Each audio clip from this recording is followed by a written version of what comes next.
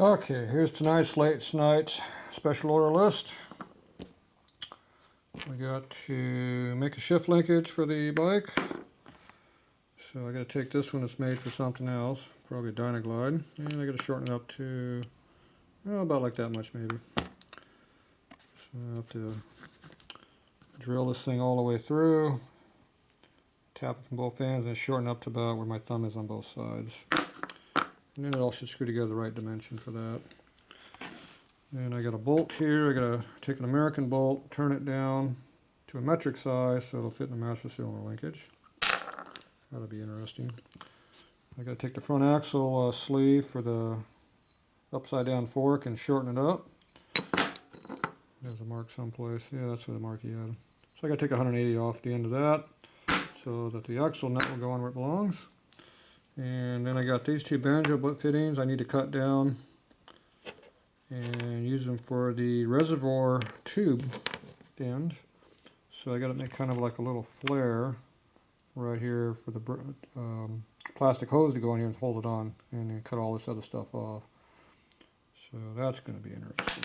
So I don't know which one we need, so we're going to make an angled one and a straight one. Probably the angled one we use. So that ought to be interesting doing that. That's all hand fabbed. So there's my notes right there. Yeah, that's close enough. So there we go. So I'm going to start cutting some of this up and we'll show you what happens. Okay, I got the sleeve cut down. So that's pretty simple. Now we're working on our hunge joint here for the shift linkage. So we need to make this 3.8 inches from the center line here to center line there. So I lay that on my table.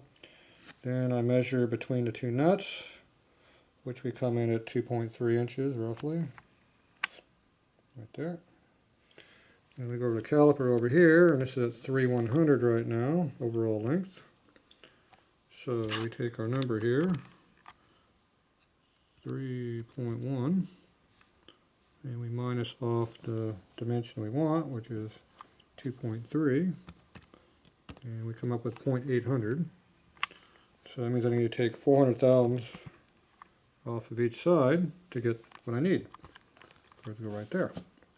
So I'm going to put this in lathe. I'm going to touch this off, cut off 400, put a chamfer on it to deburr it, and then I got to drill it all the way through, tap it in there all the way down to the middle, and should be done. Sounds simple, so let's go do it. Easy as that. Okay, we're turning this down right now. I got my tap, my drill up here also, ready to go. So we got our indicator set up over there. And now we're cutting this down to 400.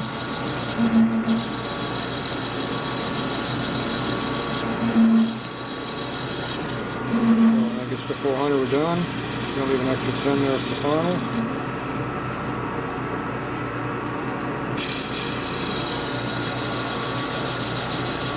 Keep working it down like this, a little bit at a time. I don't want to cut too much because I'm barely holding on so I don't scratch the black finish. Got to keep the chips cleared away so you don't get scratched either. So. Of course, right now they don't want to clear. Shouldn't do that with your hands next to the chuck either. Oh well. Well, I think they shouldn't be doing like not having shoes on. Too bad. Oh, she's not here. Alright, so that's what that looks like right now. So I'm going to go ahead and cut the rest of this away. And I'll drill and tap it. So I'll show a little bit of that here after a little bit.